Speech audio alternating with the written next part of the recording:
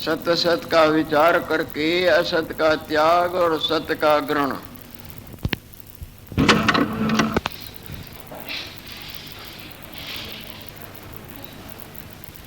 गुरु वशिष्ठ जी महाराज भगवान राम को जो ज्ञानामृत का मंगलमय प्रसाद सेवन करा चुके हैं, वही मंगलमय प्रसाद भगवान लक्ष्मी नारायण देव की अपार कृपा से हम सबों को प्राप्त होता आ रहा है और आगे भी श्री हरि देने की कृपा कर रहे हैं। पूर्व में गुरुदेव राम भगवान के प्रति कह चुके हैं कि हे राम जी, जो न भोग तृष्णा वाले जीव हैं, जिनको भोगों की तृष्णा, इंद्रिय सुखों की तृष्णा रूपी अग्नि संतप्त करती है, वो जम्बू द्वीप रूपी जंगल विखे मृग की तरह भटकते हैं। जिस तरह जंगल में मृग भटकते हैं, इसी तरह संसार सागर में इस जम्बू द्वीप में भटकते ही भटकते रहते हैं।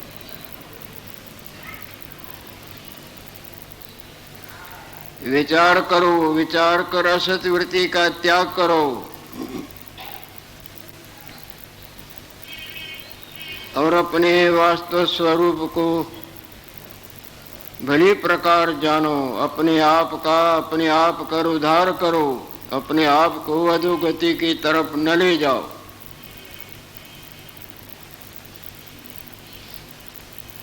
राम जी देखो तो सही, यह देह कितनी अपवित्र है।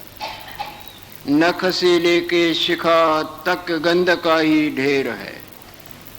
जिल्द चढ़ा हुआ है, जिल्द की वजह से रमणीक भासती है और जितना भी अच्छे से अच्छा दे उनको भी बिगाड़ देती है।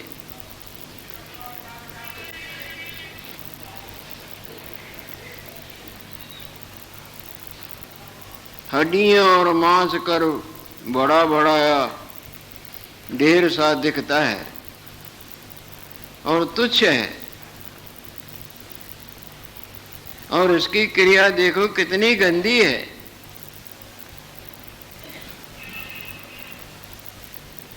रात दिन सफा करने से सफा नहीं होती, बल्कि सब सफाई के साधनों को भी मात कर देती है। शरीर के लिए भोगों की इच्छा करनी, इससे पुरुषार्थ सिद्ध नहीं होगा। वो किया कराया पुरुषार्थ भी नष्ट हो जाएगा।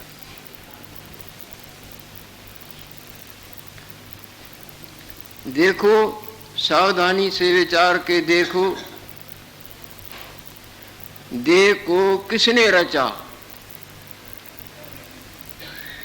किस कर तो ये रची जाती है और करके ये क्रिया करती है, और ने इसमें प्रवेश किया है और दुख को और ग्रहण करता है। कितनी गहराई से वास्तवताई की तरफ गुरुदेव लिए जा रहे हैं। देह को और ने रचा और इसमें क्रिया करता है और प्रवेश दूसरे ने किया है और दुख को और ग्रहण करता है, जो दुख का भागी होता है। रचा किसने, क्रिया कौन करता है और प्रवेश अंदर कौन कर बैठा है, और दुख को कौन ग्रहण करता है और दुख कौन भोगता है। संकल्प ने देह रची है।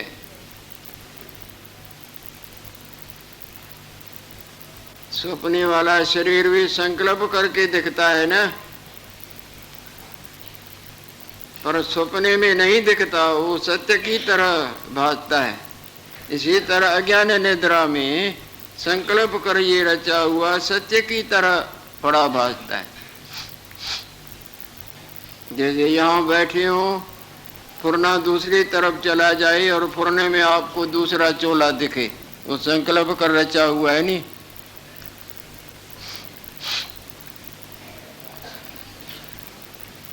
संकल्प ने देह रची है और प्राणों से ये क्रिया करता है। प्राण न हो तो शव की तरह पड़ा रहे।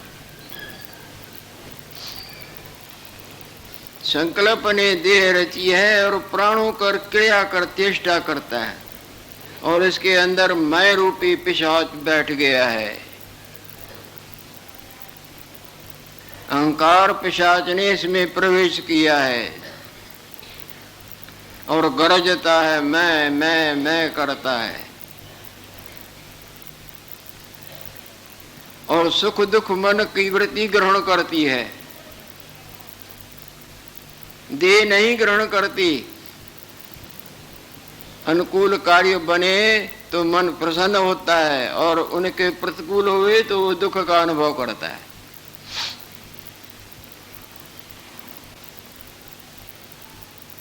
मन की वृत्ति दुख सुख को ग्रहण करती है और दुखी जीव होता है। कितना गहराई से मार्मिक बातों को समझाते हैं। देह और ने रची है और कर चेष्टा क्रिया करती है, और इसमें प्रवेश और ने किया है। दुख को और ग्रहण करता है और दुख का भागी और होता है। संकल्प ने देह रची है और प्राण कर चेष्टा करती है। प्राण न हो तो चेष्टा कैसे होगी?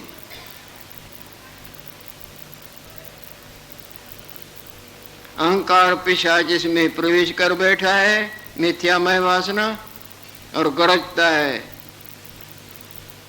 मन की वृत्ति सुख दुख को ग्रहण करती है, और सुखी अथवा दुखी जीव होता है। दुखी जीव होता है, सुखी क्या होता है?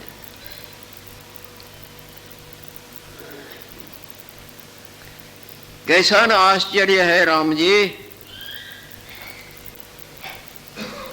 और परमार्थ जो वास्तव जो सत्ता है वो एक है।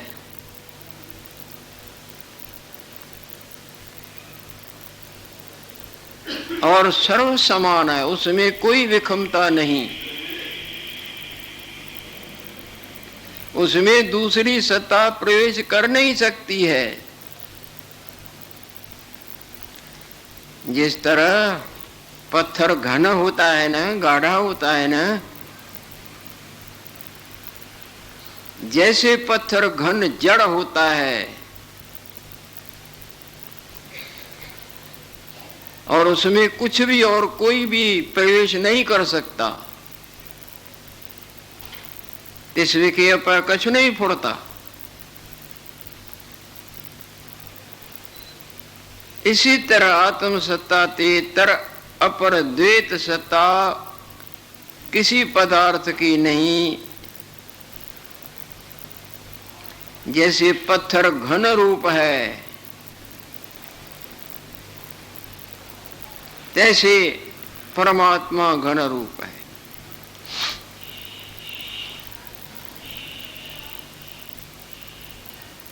देखो, उसी को ही तो महान देव करके वर्णन करते हैं। महान से महान देव उसी को वर्णन करते हैं जो घन रूप अपने आप में अडोल स्थित रहता है। मंदिरों में महादेव की स्थापना करते हैं, नहीं मानो वो पूर्वजम को समझदार लखाते हैं कि अद्वितीय सत्ता जिसको परमात्मा कहते हैं वो घन रूप अपने आप में स्थित है, उसमें और कुछ नहीं, और तुमको भासता है। सब कल्पना रूपी जल इस पर चढ़ा दो, ये खुश हो जाएंगे। जैसे आप सब फुड़ने मन के उठाने की वृत्तियां जागृत के अर्पण कर देते हैं तो जागृत बाग बाग हो जाता है, नहीं माया गायब हो जाती है। नहीं, अपने सब फुरणों को, सब चिंतनों को, सब वृत्तियों को परमात्मा के ऊपर निछावर कर दो। सब सपने वाले संकल्पों को मैं तू मेरे तेरे वृत्तियों को जागृत को दे दो, जागृत सब माया से मुक्त कर देगा। और इतना ही नहीं, शंकर भगवान पर जल चढ़ाते हैं, जल रूपी कल्पना चढ़ा दो, सब कल्पना त्याग करो और इसके ऊपर ब्रह्मांड रूपी बिल भी अर्पण कर दो। यानी सारे ब्रह्मांड का हृदय में जो भाव है वो महान देव ईश्वर आत्म स्वरूप पर अर्पण कर दो। और ये तीनों गुणों रूपी जो त्रिगुण बेल पत्र है, तीनों गुणों रूप जो ब्रह्मांड है, सतोगुण रजोगुण तमोगुण त्रिगुणात्मिका माया, माया रूपी ये बेल पत्र भी महादेव के ऊपर चढ़ा दो। इतना ही नहीं, जड़ और चैतन्य की जो तुम्हारी हृदय में भावना है वो जड़ और चैतन्य की गांठ भी काट दो।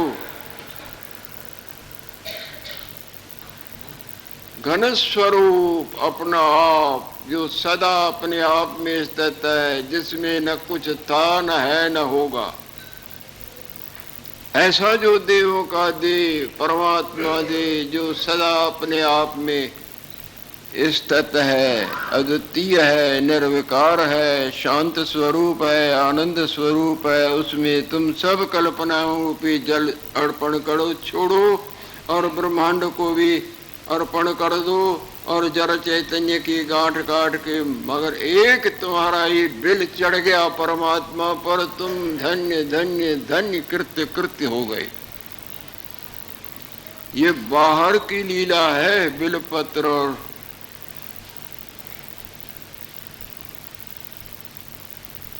तीन पत्ते वाला बिल पत्र, उसका गांठ काटना और बिल चढ़ाना और जल चढ़ाना। ये अंतरंग देखें तो इस तरह हमको उपदेश करते हैं कि ऐसा बिल पत्र एक दफा चढ़ा दो, माया ही गायब हो जाएगी। तुम अपने आप में आनंद स्वरूप में जो शांत स्वरूप मगन स्वरूप है उसमें विश्रांतिवान हो जाओगी। बहुत जहल से सदा के लिए छुटकारा।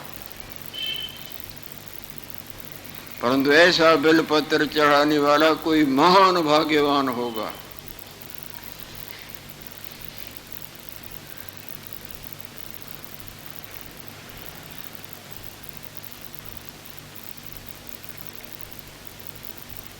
परमात्मा घन रूप है, अपर जड़ चैतन्य भिन्न कोई नहीं। राम जी ये सब झूठे कल्पना की रचना है। अपन पो और पर पो, पड़ पो और अपन पो, भलो पो और बुढ़ो पो, जड़ पो और चैतन्य पो, तू पो और मैं पो इत्यादि सब मिथ्या मन का मनन मात्र है। सब कल्पना यह मिथ्या संकल्प की रचना है। जिस तरह बालक को परछाई में पिशाच भासता है और डरता है, उसी की परछाई है, तैसे सब कल्पना मन की है। जहां मन अमनी भाव को प्राप्त हो जाता है, न आपको दुख का भाव न सुख का भाव। गाढ़ निद्रा में कुछ काल के लिए मन दब जाता है, वहां क्या दुख और सुख का भाव दिखता है।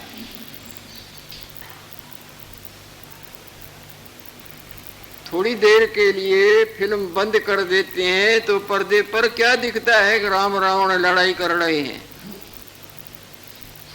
अथवा वहां फिल्म के ऊपर पर्दा डाल दें, कुछ दिखेगा क्या? यहाँ हमारे हम वासना रूपी फिल्म पर निद्रा का थोड़ा सा आवेश रूपी पर्दा आता है तो न हमको अपन पूर्ण पर पूर्ण, मैं न मेरा न कोई जड़ न, सब कल्पना मन की है। जैसे एक गन्ने के रस कण गुड़ हो जाता है, गन्ने का जो रस है वो कई रूपों को धारण करता है, गुड़ भी बन जाता है, कहीं शक्कर और खंड भी होती है। इसी तरह एक परमात्मा सत्ता सर्व समान है, सदा एक सी है।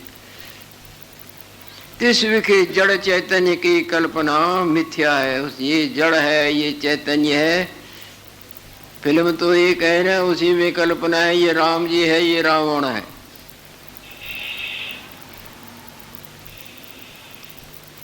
जब तक सम्यक दृष्टि नहीं प्राप्त, जब तक सही ज्ञान नहीं, सही बुद्धि ठिकाने पर नहीं आई है, जब तक सम्यक दृष्टि नहीं प्राप्त भई, तब तक जड़ चैतन्य की दृष्टि होती है, भले बुढ़े की। ये चैतन्य है, ये जड़ है, ये सब बुद्धि का नाटक है।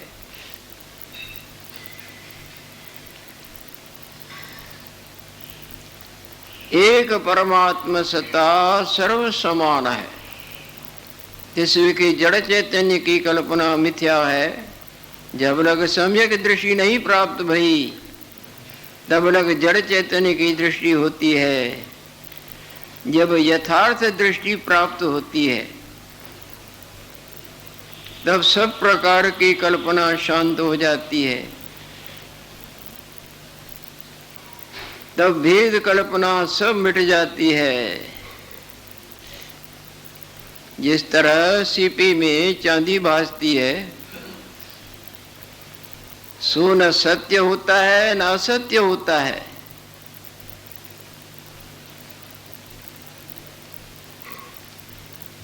तैसे आत्मा के जड़ चैतन्य सत्य असत्य विलक्षण कल्पना है।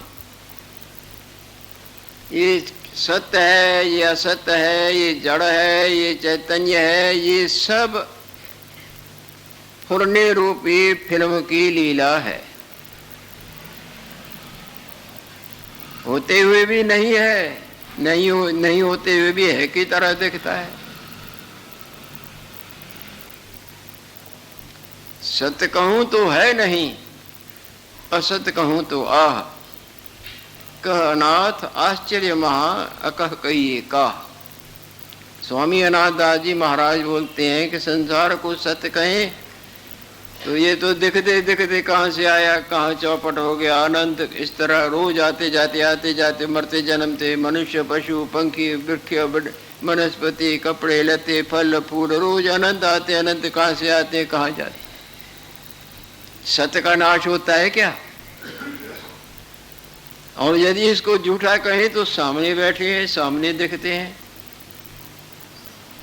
जो न सत्य होवे न असत्य होवे, उसको मिथ्या में मान दिया जाता है।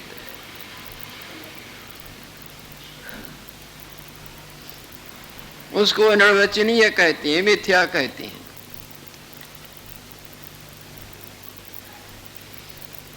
जैसे सीपी आत्मा विखे जड़ चैतन्य सत्य असत्य विलक्षण कल्पना है। हे राम जी, जो तो सत्य है सो तो असत्य हो नहीं सकता, और जो असत्य है सो सत्य नहीं होता।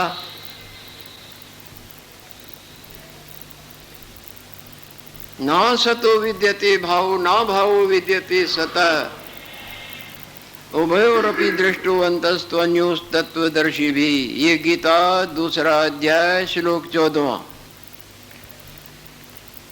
भगवान रोते हुए अर्जुन को कह रहे हैं ना, जो असत है वो सत्य नहीं हो सकता, जो सत्य है वो असत्य नहीं होता, असत्य सत्य नहीं होता।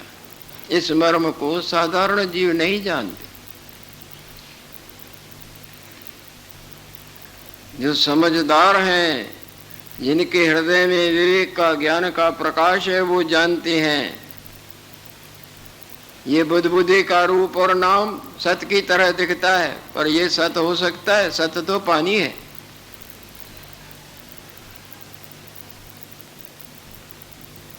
पानी असत नहीं हो सकता। वो रूप नाम सत की तरह भले दिखे, दिखते दिखते सत्य में गुम जाएगा।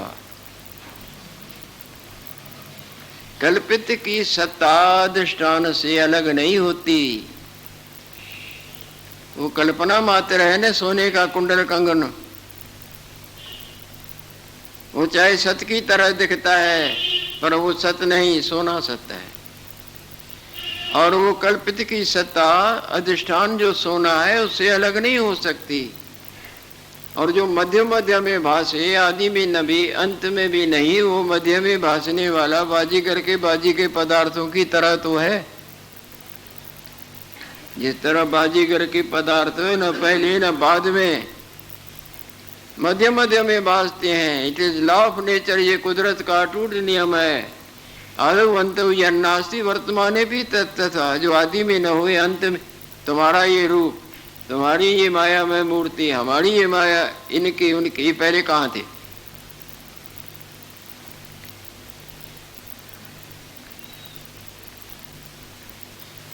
और देखते देखते जहां से आए हैं वहां अनंत गुम हो गए। रोज होते हैं, क्षण क्षण में होते हैं।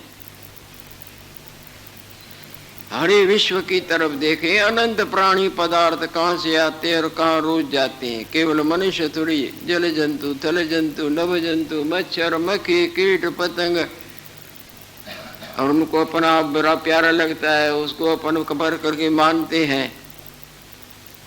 देखते देखते वो माया जो असत सत्य की तरह दिखती है, जो वास्तव में सत्य नहीं,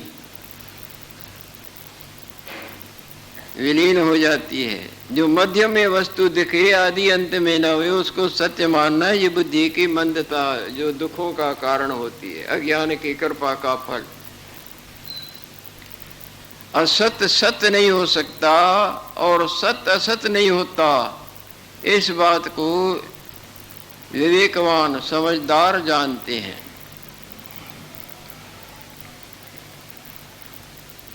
जो सत्य है सो असत्य नहीं होता, और जो असत्य है वो सत्य नहीं होता। आत्म सत्ता सदा सत्य रूप है, और आत्म भगवान सदा अपने आप में स्थित है। भले सोना कई रूपों को धारण करे, रूप नाम उसमें मिथ्या प्रतीति है, वो कभी दूसरे रूप को, वास्तवताई को भूल के दूसरा बनता है क्या? बनते भी नहीं बनता। पानी बुदबुदी लहरें झाग चक्र कई रूप धारण करता है, पर सत्य तो पानी है न, वो सत्य असत नहीं होता। और पानी न बनता है न बिगड़ता है। तुम्हारी मन की मनंदी तुमको इस तरह दिखाती है, वो हवा दिखाती है। सोने में तरह तरह की माया रूप नामों की तुम्हारी मन दिखाता है। इसी तरह ये तुमको अपना और संसार तुम्हारे आत्म स्वरूप में मिथ्या मन का मनन मात्र है। जब तक इस मिथ्या को सत्य के भाव से ग्रहण करोगे, तब तक भूल में जो सही नहीं देख के चलेगा उसको ठोकरे लगेगी ही लगेंगी। सत्य को सत्य और असत को असत निखेरा करना होगा। निखेरा करके हृदय में असत को जगह न दे के हृदय में सत्य को जगह दो, और भले तुम छलांगे मारते रहो। पाठ करता के ही छलांगे मारता है, भली बुढ़ी देने देने कुकरम सुकरम लेना मैं हूँ तेरा, पर अंदर उनको रंचक मात्र ग्रहण नहीं करता। इसीलिए वो बंधन से मुक्त होता है। आत्मा सदा सत्य रूप है और अपने आप के स्थित है। तिस्विखी द्वैत का अभाव है। द्वैत में भय होता है। आप कहीं बैठे रहें, कल्पना भी दूसरे की न उठे तो आप निर्भयताई से बैठे रहेंगे, और मिथ्या आपको परछाई अपनी दिख जाए या वहम पड़ जाए, द्वैत दूसरा मानने लगे तो वहां दुख हो, भय होगा। द्वितीयाद वही भयम भवती। द्वैत में भय और अद्वैत में निर्भयता। अंधकार में ठोकरे और रोशनी में ठोकरों का अभाव।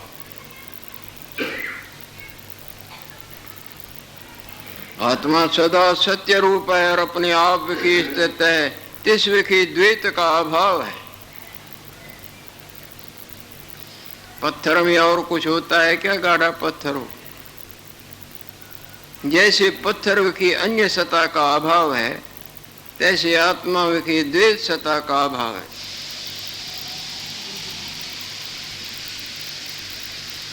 आत्मा में मैं नहीं। जिस सिनेमा घर में फिल्म नहीं, वहां कोई मूर्ति भी नहीं होगी, चाहे अंधकार करे चाहे रोशनी करे। जहां मन का मनन किसी तरह भी जितना दबा उतना आनंद और पूरी तरह से समाप्त हो गया। मंगलम भगवान विष्णु।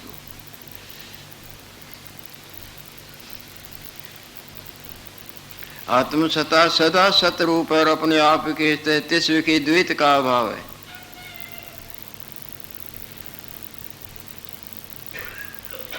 जहां द्वैत नहीं वहां आनंद।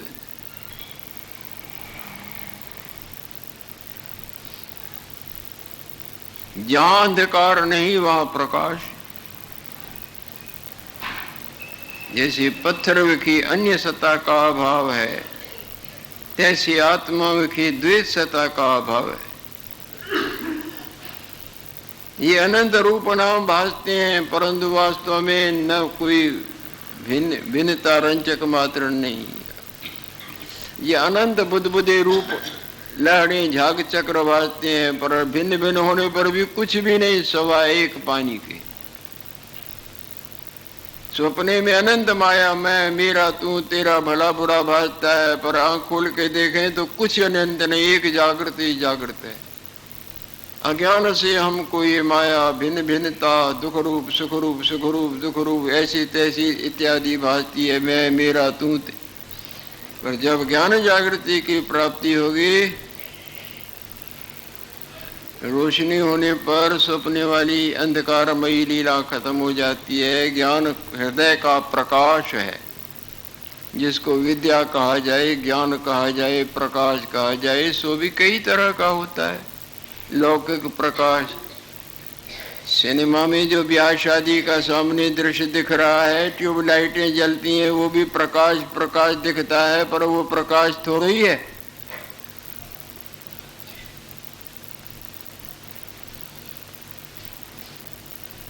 प्रकाश की तरह दिखते भी वो अंधकार है। इसी तरह लौकिक ज्ञान ज्ञान तो दिखता है, पर ज्ञान दिखते हुए भी सब अज्ञान है। ज्ञान तो जागृत है। नकली नोट भी छपते हैं ना, नकली नोट भी आदमियों को दे दें, क्या उनसे उनका असली नोटों वाला काम सड़ेगा? ये बीड़ियाँ बनाते हैं या छोले चने बेचते हैं, नकली नोट बना बना के उन्हीं की मोड़े लगा लगा। नकली नकली रहेगा, भले वो रंग रूपों से असली से भी ज्यादा दमक रखते हों। इसी तरह माया का ज्ञान कितना भी बड़ी बड़ी डिग्रियां हासिल कर लें, बड़े आदमी कहलाएं, झूठे आदमियों की झूठी वाह वाह के मुकुट भी बांधे, परंतु ये न समझें कि आचार्य पास कर लिया या शास्त्री पास कर लिया या एमए और इससे भी ऊपर ऊपर की डिग्री हासिल कर दी तो तुम माया जाल से मुक्त हो गए। वो मुक्त नहीं होते। वो ज्ञान ज्ञान लौकिक ज्ञान है। लौकिक सुविधाएं भले प्राप्त होंगी, परंतु अलौकिक निर्भय पद में विश्रांति नहीं होगी। अलौकिक ज्ञान ही निर्भय पद देता है। जैसे पत्थर की अन्य सत्ता का अभाव है, तैसे आत्मा की द्वैत सत्ता का अभाव है। नाना रूप भासता है तो भी द्वैत कछ नहीं। अनंत रूप भासता है अपना आप सपने में, पर अनंत रूप है क्या? अनंत रूप पानी, लहरें, झाग चक्र, बुद्ध बुद्धि इत्यादि रूप में भासता है, पर अनंत है क्या? है तो एक पानी ना।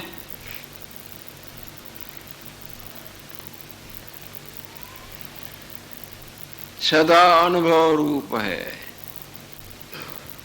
विभाग कल्पना तिस्विखी कुछ नहीं,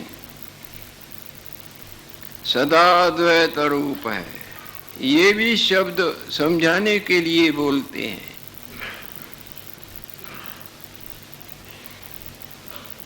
ये भिन्न भेद कल्पना, जड़ चैतन्य, भला बुरा, छोटा बड़ा इत्यादि जो भासता है, ये भी मन करके भासता है।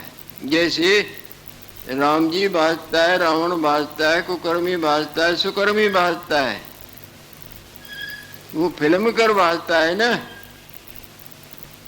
पर पर्दे में तो कुछ भी नहीं।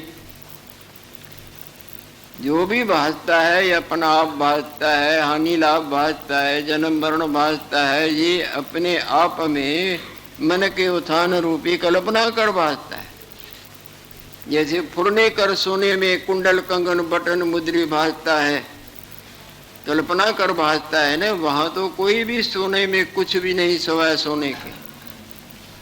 इसी तरह मन के उत्थान से हमको जन्म मरण हानि लाभ मेरा तेरा नरक स्वर्ग बंध मोक्ष भी इसी कर भासता है। और आत्म सत्ता जो कल्पना से रहता है,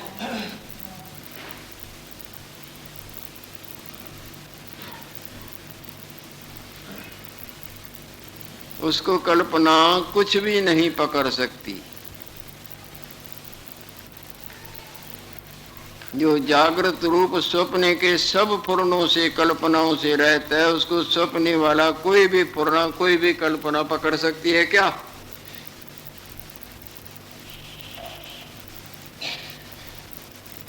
इधर लड़ाई लड़ रहे हैं पर्दे पर, वो सब फिल्म करे, यानी फिल्म को उतार दें, लड़ाई लड़ेंगे क्या?